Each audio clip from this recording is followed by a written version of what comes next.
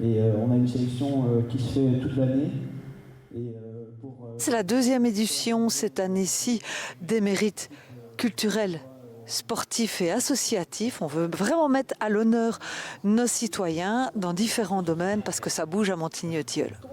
Aujourd'hui, on se récompense, les gens peuvent s'inscrire et ensuite c'est la commission sportive et ICML, Initiative communale Montigny-Landely, qui procède à un vote. Donc le dimanche, nous allons marcher, qui veut. Voilà, il n'y a pas une obligation de se retrouver tous ensemble, chacun le fait comme il veut. Et puis, nous allons appeler chaque mérite culturel ou sportif ou associatif et ils ont choisi un cadeau, un bon pour les aider dans leurs activités ou pour aider d'autres associations.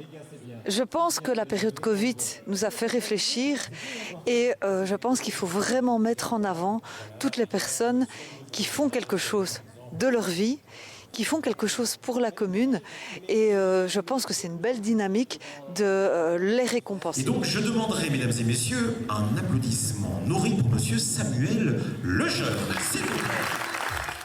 Ce prix ce soir du mérite culturel, je l'ai reçu, je pense, en partie grâce à ma grand-mère et grâce à l'OHVH aussi, qui m'ont tous les deux mis à l'honneur aujourd'hui. Et j'ai joué à la flûte traversière et j'ai fait deux petits concours, petits quand même, des beaux concours l'année passée, dont un qui m'a, je pense, permis de rentrer ici, le concours Sonatina, un concours national en Belgique qui oppose plusieurs musiciens de différents instrumentistes qui viennent des orchestres d'harmonie, de Wallonie ainsi que de Flandre. Et donc j'ai réussi à décrocher la première place à Maas-Mechelen en fin année scolaire 2023.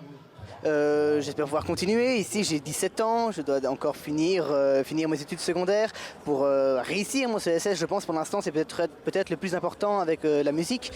Donc voilà, j'aimerais bien déjà avoir mon CSS et peut-être repartir au Conservatoire de Bruxelles, peut-être aller à Paris, tester d'autres choses, aller voir d'autres professeurs, d'autres connaissances, d'autres façons d'apprendre. D'abord, je suis hyper émue d'avoir reçu ce prix parce que j'en ai pas souvent et de voir que le breakdance est fort mis à l'honneur, ça fait vraiment plaisir.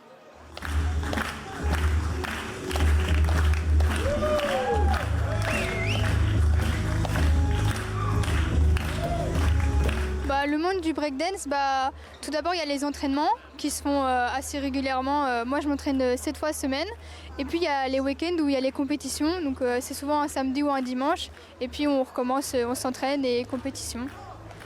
Le fait d'avoir récompensé, ça prouve que le travail ça paye parce que je me suis entraînée dur et aujourd'hui je suis remerciée avec ce trophée et ça fait vraiment plaisir.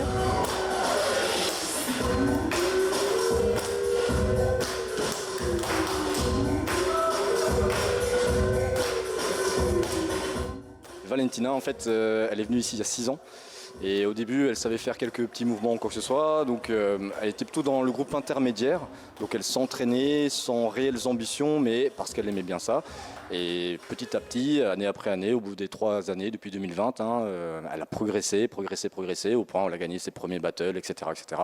Bon, le parcours n'a pas été facile. Elle a commencé à perdre de la motivation, à avoir un manque de confiance, à se demander pourquoi travailler aussi dur et tout ça. Mais justement, après, quand elle a commencé à gagner, à avoir des trophées, des prix, de la reconnaissance, du respect de la part des autres filles des autres villes, elle a commencé à y prendre goût. Et au fur et à mesure, ici, elle enchaîne les récompenses.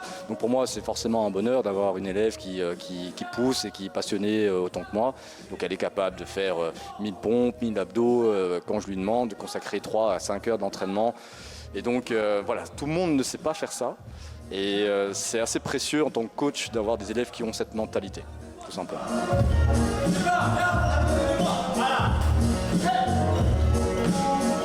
Je m'entraîne ici tous les mercredis à la UK Dance Academy.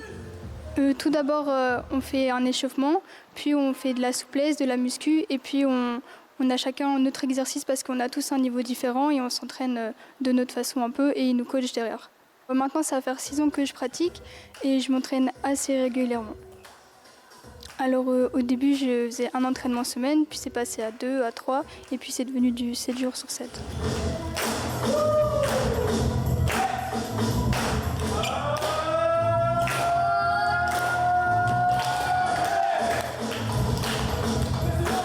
Alors le le breakdance, pour moi, ça se passe bien. J'apprends le head spin. Le head spin, c'est un mouvement qui tourne sur la tête. J'apprends aussi la coupole, c'est un mouvement qu'on tourne sur le dos. Mon objectif, c'est d'être championne de Belgique et d'aller encore plus loin à l'international.